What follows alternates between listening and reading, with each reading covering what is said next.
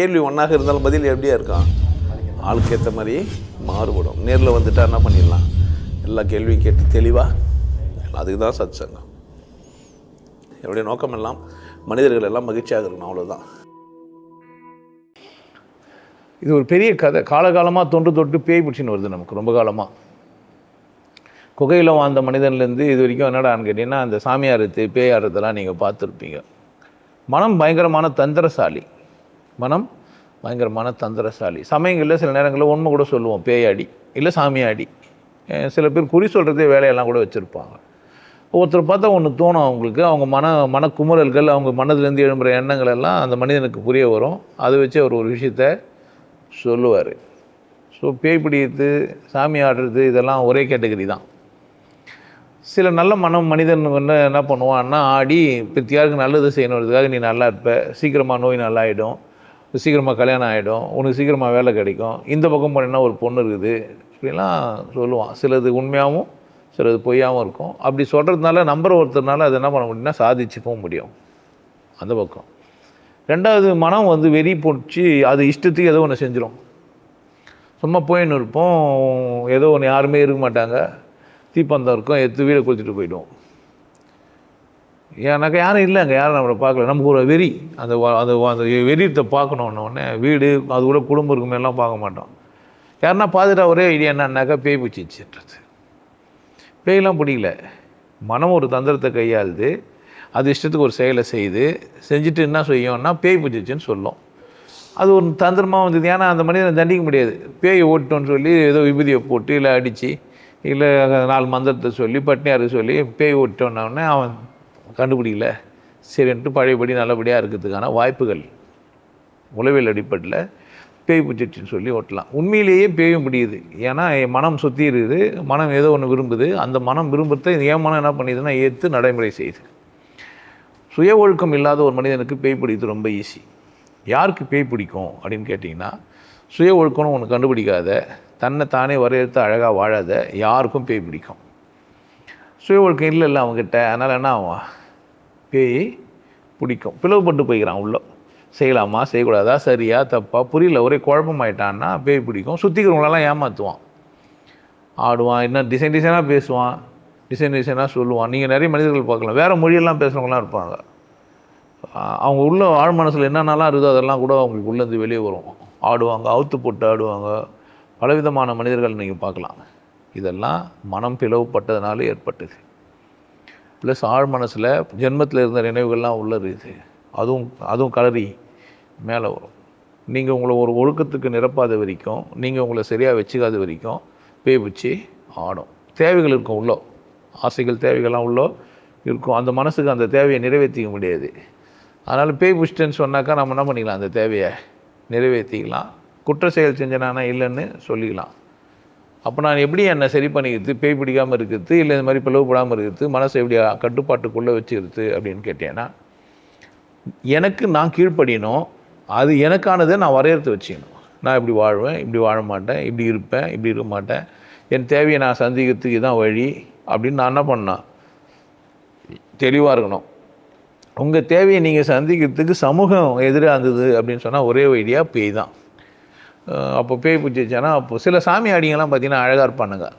இந்த பேய் ஓட்டுறவன் பூசாரியெல்லாம் அழகாக இருப்பான், கோட்லாம் ஷூட் இது மாதிரிலாம் கூட போட்டுக்கலாம். வெளிநாட்டிலாம் பார்த்திங்கன்னா அது மாதிரிலாம் இருப்பாங்க. அது வந்து ஐடியா அது. அப்போ பேய் பிடிச்சவங்களாம் அவர் என்ன பண்ணுவாங்க, ஜாலியாக போவாங்க. நிறைய சாமியார்களுக்கு கல்லா கட்டுறதுக்கும் அதனால் ஒரு வாய்ப்பும் இருக்குது. பேய் ஓட்டுற சாக்கில் அந்த பெண் பிள்ளையை தேவையான தேவைகளை நிறைவேற்றி தருவாங்க. அப்போ அதுக்காக வேண்டியும் கூட சாமியார்கிட்ட போகலாம், நடக்குது. அப்போ மனம் ஏன் பிளவுபட்டுச்சின்னா தேவைகளை எப்படி அடைத்துன்னு தெரியல, அதனால் குழப்பம் ஏற்படுது. குழப்பம் ஏற்பட்ட உடனே பைத்தியம் பிடிக்கும். சில பேர் அப்படி கம்முனே இருப்பாங்க. பேய் டிசைனாக இருக்குது. சில பேய்ங்களாம் ஆர்ப்பாட்டம் பண்ணோம், சில பேய்ங்களாம் தற்கொலை பண்ணிக்கும், சில பேய்ங்களாம் கம்முனே உட்காந்துக்கும், சோறு செய்யாது, எதுவுமே பண்ணாது, கோமா மாதிரி கம்முனே இருக்கும்.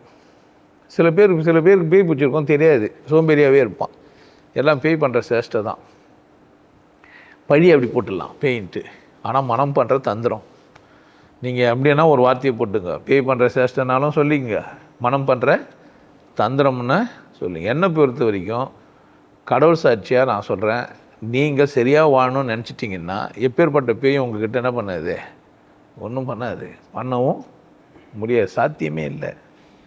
சரியாக வாழ்கிற ஒரு மனிதன்கிட்ட பேய் வந்தால் சிரிச்சிட்டு போய்டும், பார்த்துட்டு போய்டும், உதவி தான் செய்ய முடியும், அதால் உபத்திரம் எதுவும் பண்ண முடியவே முடியாது. நீங்கள் சக மனிதர்கள் கொடுக்குறீங்க, சராசரியாக நீங்கள் போகிறீங்க வரீங்க, யாரோ ஒரு நண்பரை கூட பேசுகிறீங்க, அவர் சாராய குடிக்கிறாரு, சாராயம் குடிப்பாருன்னா நீங்கள் அவரை கூட சேர்ந்து என்ன பண்ணுறீங்க, சாராயம் குடிக்க ஆரம்பிக்கிறீங்க. அப்போ உங்களுக்குள்ள சாராயம் குடிக்கணுன்ற ஒரு எண்ணம் சின்னதாக இருந்துருக்குது, சப்போர்ட்டுக்கு ஆள் இல்லை. அப்போ யாரோ ஒரு நண்பர் வந்து அதை சப்போர்ட் பண்ணுற மாதிரி, இதே மாதிரி தான் இந்த மனம், வெளியே அலையப்படுற மரம், இது தனியாக சுற்றி நிற்கிற மனம் சப்போர்ட்டு பண்ண உடனே நீங்கள் அதுக்கு ஏற்ற மாதிரி ஊக்குவிக்கப்படுறீங்க. ஊக்குவிக்கப்பட்டு வீரியம் பெற்று நிறைய செயல்களை செய்கிறீங்க. ஸோ மனம் வெளியே இருக்குது, நிறைய சுற்றி இருக்குது. அதனால் என்ன பண்ணுவீங்க, நீங்கள் சப்போர்ட் ஒரு ஆள் கச்ச உடனே இஷ்டத்துக்கு ஆடு. உண்மையிலே அப்படி கிடையாது. நீங்கள் வழிவிடாமல் ஒன்றும் உங்களுக்கு நடக்காது. அப்போ பிளவுப்படாமல் இந்த மாதிரி கஷ்டப்படாமல் நான் இருக்கணும்னா, என்னை ஒரு ஒழுக்க சிந்தனையோடு நான் சரி பண்ணினேன்னா எனக்கு என்ன ஆகுது, பேயெல்லாம் பிடிக்காது. என்னோடய 40 days கோர்ஸில் இது வரைக்கும் நிறைய பேட்ச் நடத்திட்டோம், 10+ இருக்கும்னு நினைக்கிறேன். கிட்டத்தட்ட ஒரு 7 பேருக்கு மேலே பேய் பிடிச்சிருச்சு. பேய் பிடிக்குதுன்னு சொல்ல முடியாது, தாங்க முடியல, மனசால் தாங்க முடியாமல் வெளியே போயிருக்கும். முதல் பேட்சில் ஒருத்தர் கிருஷ்ணமூர்த்தின்னு ஒருத்தர் வந்தார், ஒரு ஐடி ப்ரொஃபஷ்னலு.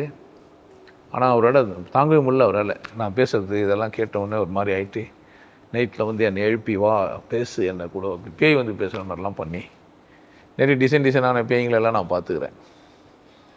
ஒவ்வொரு பேட்ச்லேயுமே அது மாதிரி நடந்துனே தான் இருக்குது. இது வந்து மனம் தந்திரங்களை கையாண்டு தன்னை பெரிய ஆளுன்னு நினச்சின்னு இருக்கும்.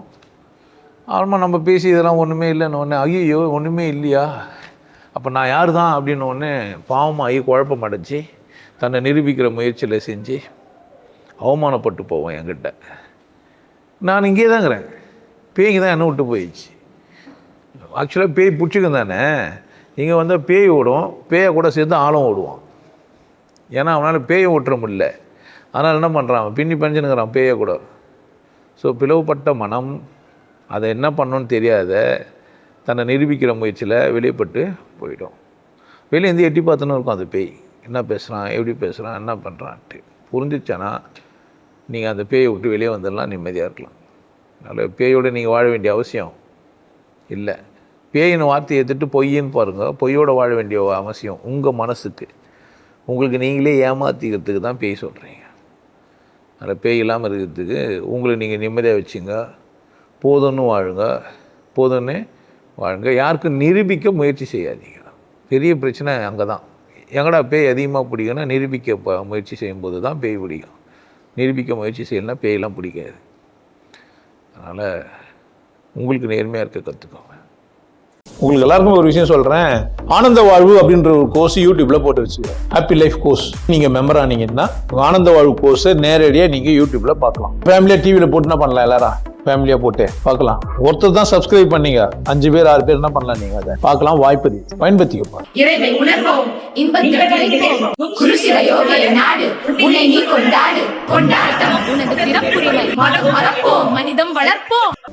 நல்லா இருங்க, சிறப்பாக இருங்க, கொண்டாட்டமாக இருங்க.